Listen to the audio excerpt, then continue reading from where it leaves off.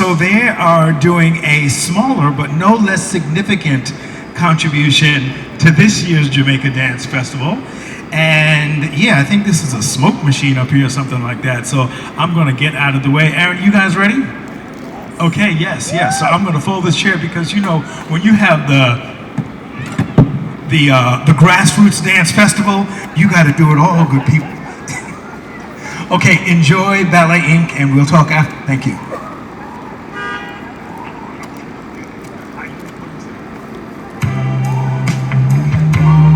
You're listening to Uncle Jazz.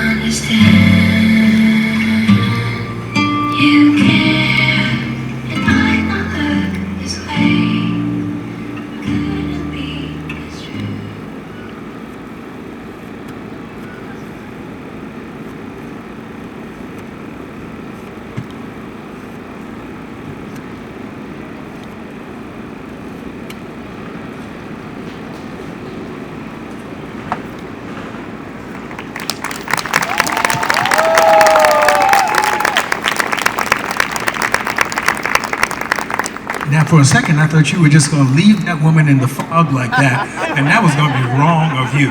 All right? So, so at least, we're going to let you explain your behavior, young man, because that just, All right, talk to me.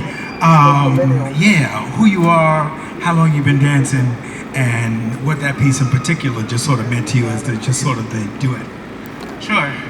Hey everyone, my name is Aaron Atkins. I am from South Carolina. I've been dancing since I was around like 8, but I started my company Ballet Inc. in 2012. It's based in New York since 2012, and now I went back to my hometown recently, past 3 years now, to have a pipeline for the dancers and artists there to come to the Mecca, New York, since 2012. And the work that you just saw is a work called Showgirl. It's a portion of it. Essentially, when we hear the word showgirl, or maybe I can ask you a question. Whenever someone says showgirl to you, what do you think in your mind? Like, what comes to your mind? Anyone? Stripper. Okay. Vegas. What else? Bars. Yeah. So all of those things I took inspiration from, but also the simplicity of the feeling of whenever you say the word showgirl, someone who loves the stage, someone who eats the stage, someone who has such a passion for the stage that it kind of can be good and bad, as you saw thematically through the excerpt of this piece. So it was meant, as you saw in the beginning, she was sitting in the audience, right? So that was focused mainly because she wanted to watch the show, right? Because she's a showgirl. Showgirls love the show, right? Raise your hand if you love coming to see shows, right? So, even if you're a guy, you can still say you're a showgirl. But essentially, that's kind of like the inspiration of this excerpt of this work, which is 30 minutes. And we try to bring a little bit of smoke and mirrors, which goes into the show, right? Yeah. Yes, Shannon. Hi, I'm Shannon McCall. I am from New Jersey. I've been dancing forever and ever. 30 years? Yeah. I've been a part of Ballet Inc. since 2013, 14. So I've kind of followed Aaron through his journey, and now we're here. And I love this piece. I loved doing it. It was different for me to kind of have this juxtaposition between the two different ideas and people. And I thought it was really fun. Hopefully you enjoyed it. Lastly, I can't remember if I said, but Ballet Inc. We give a platform to artists of diversity regardless of race, ethnicity, body shape, body type, any of that sort of stuff. It's about what you can bring to the stage. And so we're just so delighted to be here again at a festival that really embraces cultures. And so that's really what Ballet Inc. is about as well. And so it's so nice that we've been able to come and perform again. So thank you, Greg. So Aaron, it's not often that just sort of a company head has time to dance as well. So, is that a function of COVID, or you just can't you're a show boy and you can't get off the stage? What's going on? Well, I mean, I think I definitely am I'm a showgirl at heart, but I think COVID, and then also when you have a company that's built of like 8 dancers, right? The company is 2012, it's 2024, so we're working on our 12th season, yay! But in adjacent to other larger organizations where you have all that money behind you, we are just not at that particular level yet, right? Grassroots. So there's certain opportunities that we have where we kind of all share. Like also one of the, I hope she doesn't get mad, but one of the company members, Kara Cooper, here in the audience today, we all come and share, especially those who've been in the company from the beginning. We try to take the opportunity whenever we can to spread the love. But the goal is definitely for me to have that retirement performance for sure. But I would just want to make sure when we're presenting ourselves that we're also presenting the brand on a professional level. And I've been given so many opportunities. I danced in Ballet Hispanico. That's what brought me to New York. I was very fortunate to have that opportunity. And so I just wanted to make sure to bring that level of professionalism to every borough as well. So yeah, hopefully I'm answering that. And you guys are still in two cities. I mean, you have a season in South Carolina. Where? Yeah, Charlotte, Charlotte, North Carolina. But they're so close. It's like literally how it is in Manhattan or Brooklyn. It's just literally like 15 minutes across the way. But we have our summer seasons usually in New York, just by usually more opportunities being here. You know what I mean, for the level that we're particularly at currently. And then we have our fall seasons in Charlotte, because that's whenever people mostly like to go and see dance.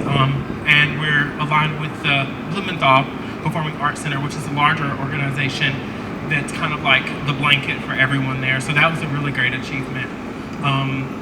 Yeah, so we have our summers here and our falls and there, and sometimes we have some springs. We're working on a spring season in 2025 here. So at the Ailey City Group Theater, that's kind of where our home seasons were. And that's in the summers. That's kind of where we've had our home seasons in the past. So yeah, and if you like what you saw, is www.ballet-inc.org. That's where you can follow up and you can see not only beautiful pictures of Shannon, Kara in the audience, all the other dancers and many different backgrounds, ethnicities that you'll be able to see a multitude of colors on the page, as it should be, right? Period. And then you guys have also danced up at Jacob's Pillow as well, correct? Is that right?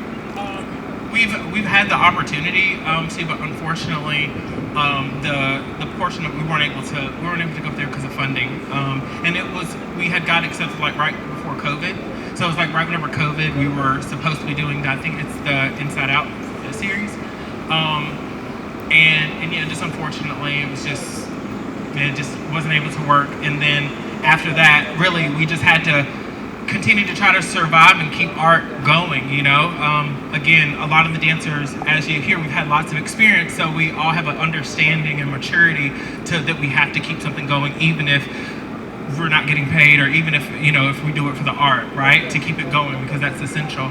So, yeah, glad for that. For sure. But yeah, outside of that, that's what the organization is about, and that's what we do. We give a platform to artists of a diversity, regardless of race, ethnicity, background, any of that. It's about what you bring to the stage. Yeah. Okay, well, thank you, sir. Thank you. We look forward to having you back. And thank you, Lady in Red. Makes me want to sing a song, but I'll spare you guys.